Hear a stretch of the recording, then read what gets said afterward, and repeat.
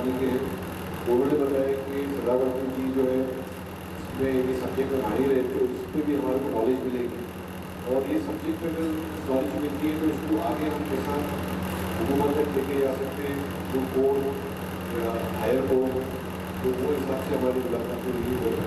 और मैं चाहूँगा कि जितने लोग जो यहाँ बैठे कौन सी गंगा और उसको रिप्रेजेंट करते हैं, खाली क्योंकि 2 सेकेंड के लिए खाली बता दें आपका नाम और कौन से जिला से आप रिप्रेजेंट करते हैं।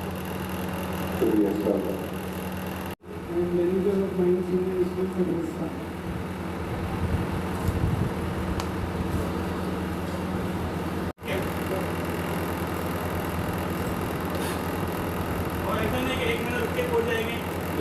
अगले हफ्ते 10 दिन 15 दिन में साहब हाई कोर्ट में बैठने डाल भी दे, हाई कोर्ट सुप्रीम कोर्ट खेलने का नहीं, मतलब लेकिन इसके लिए शॉर्ट टाइम पे आप लोग को क्या बोलना है और मुसलमानों को क्या चाहिए? सर मेरा भी एक क्वेश्चन है, रिजर्वेशन जो है हमारे को कास्टिज्म पे मिलना चाहिए या ऑक्यूपेशन पे मिलना चाहिए? अगर हम कास्टिज्म पे जाते हैं तो why should be find a self different from others, we all are equal. So we say that when we are prime citizen of this country, so why do I say that I want reservation on my religion? Rather, why not on the occupation base when everybody gets the reservation on their occupation? This all right.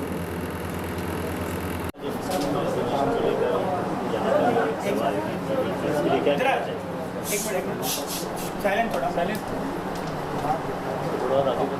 Super पीछे के बैठो, अच्छा नहीं लगेगा तो पीछे के बैठो, बाजू में आगे बैठो, मोबाइल में साइलेंट।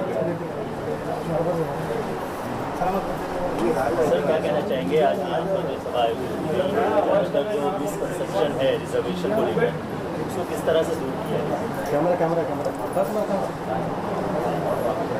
डॉक्टर बाबा साहब अम्बेडकर लिखित संविधान के अंदर महाराष्ट्र के अंदर 13% शेड्यूल कास्ट का रिजर्वेशन हो, उसमें भी जो पिछड़ा तबका है जो कास्ट लाइन के ऊपर आता है उसमें मुस्लिम रिजर्वेशन है, शेड्यूल ट्राइब में भी मुस्लिम रिजर्वेशन है और उसी के साथ ओबीसी की रिजर्वेशन में भी मुस्लिम रिजर्वेशन आता है।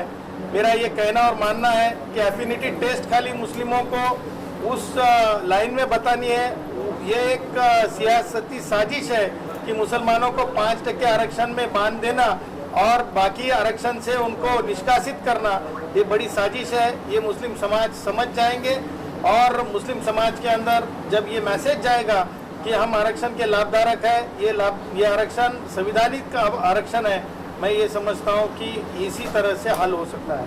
सर जब जैसा आप बता रहे हैं कि मुस्लिम्स को ऑलरेडी आरक्षण दिया गया है, उसे एफिडेविट करने की ज़रूरत है, तो ये लड़ाई किस बात की है? मैं तो मानता हूँ कि मराठों के बराबरी का लड़ाई लड़ने का मुस्लिम रिजर्वेशन के लिए जरूरत नहीं है। जो समाज ऑलरेडी रिजर्वेशन के लिए पात्र है, जो लाभधारक बन सकता है, खाली एफिनिटी टेस्ट यानी तुम उस तरह के गरीबी रेशा में है क्या, इतना ही देना है। और जो कि शेड्यूल कास्ट कमीशन हो, शेड्यूल ट्राइब कमीशन हो या ओबीसी के लिए बना कमीशन हो, ये कॉन्स्टिट्यूशनली पावर्ड कमीशन है। ये कमीशन के तहत मुसलमानों को आरक्षण मिल सकता है। एक सियासत और एक साजिश के तहत मुसलमानों को आरक्षण नहीं मिले और कम से कम मुसलमान पढ़ाई में आगे बढ़े और नौकरियों में आगे बढ़े, ये एक पॉलिटिकली मैं ये बोलता हूँ कि एक पॉलिटिकल लोगों के तरफ से मुसलमानों के ऊपर किया गया जाने वाला 70 साल का ये अन्याय है। सर जैसा आपने बताया कि 35% के आसपास में मुस्लिम्स को जो है रिजर्वेशन मिल सकता है, लेकिन वो लोग 5% के पीछे दौड़ रहे हैं।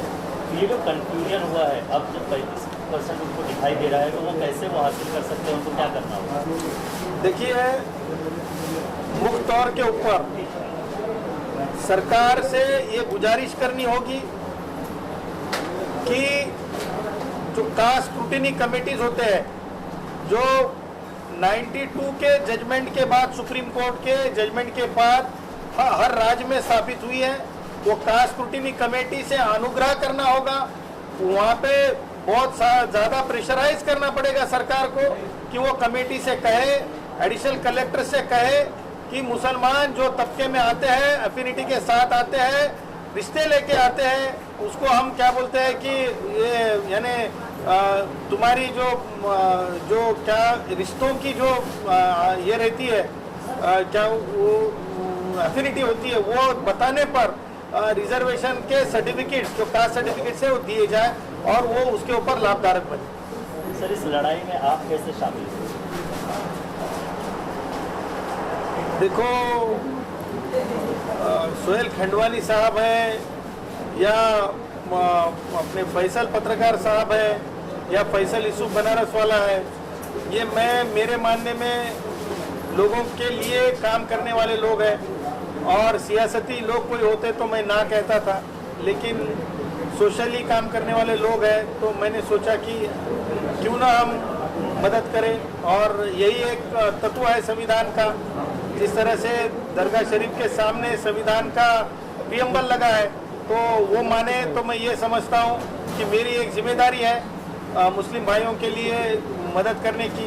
नॉन पॉलिटिकल आदमी हूँ मैं, कोई संगठन नहीं है, कोई पॉलिटिकल पार्टी से मेरा कोई एफिलिएशन नहीं है, फिर भी मुझे ऐसा लगता है कि मुस्लिमों के अंदर एजुकेशन और नौकरियों के अंदर भागीदारी ज़्यादा से ज़्यादा मिले, उसलिए कोशिश बोल के हाथ बटाना है। सर, लास्टली जो मुस्लिम इंडिविजुअल्स हैं उनको क्या करना है, आप क्या मैसेज देना चाहते हैं? मैं एक बात आपके ज़रिए कहना चाहता हूँ मुस्लिम युवाओं को कि जहाँ जहाँ पर भी पॉलिटिकल लीडरशिप है, उन लीडर से ये कहे कि प्रेशर बनाए सरकार के पास। कास्ट स्क्रूटिनी कमेटी नाम की कमेटी होती है और एडिशनल कलेक्टर नाम का एक पोस्ट होता है, वहाँ पर एप्लीकेशन करने पर मुसलमानों को सर्टिफिकेट देने में कोई दिक्कत ना आए और एफिनिटी टेस्ट के अंदर मदद करें।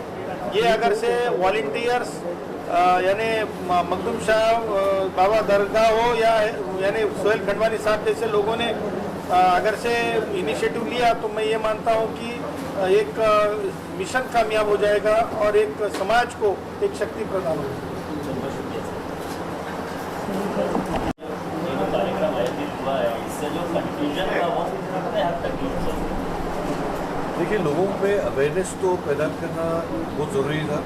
तो कुछ लोगों को मालूम भी नहीं है कि ये आरक्षण क्या चीज़ है, रिजर्वेशन क्या चीज़ है, हमारे हुकूक क्या है और हमारे वो कॉन्स्टिट्यूशन ने क्या ऑलरेडी दे चुका है जो हमने अपने आप से लिया नहीं है, या कुछ वजह से या कुछ लोगों के वजह से या कुछ एटमॉस्फेयर की वजह से रुका हुआ है। तो यहाँ सदावर जी को हमने दावत दी और वी आर ऑनर्ड कि वो इधर आए और बहुत अच्छे से हमारे को एक्सप्लेन किया है। और माहिम दरगाह, जैसा कि आप जानते हैं, माहिम दरगाह हाजिली दरगाह एक प्लेटफॉर्म है ह्यूमैनिटी का। कोई भी चीज़ जो है हर कम्युनिटी के लिए, रादर सोसाइटी एट लार्ज के लिए उठती है। तो ये एक मुस्लिम का भी कॉज था, तो हमने बोले कि ये लेके चले आगे। तो बहुत अच्छी तरह से ये हुआ है, उस पर अभी आगे गौर करेंगे कि लीगली इसको आगे कैसा बढ़े।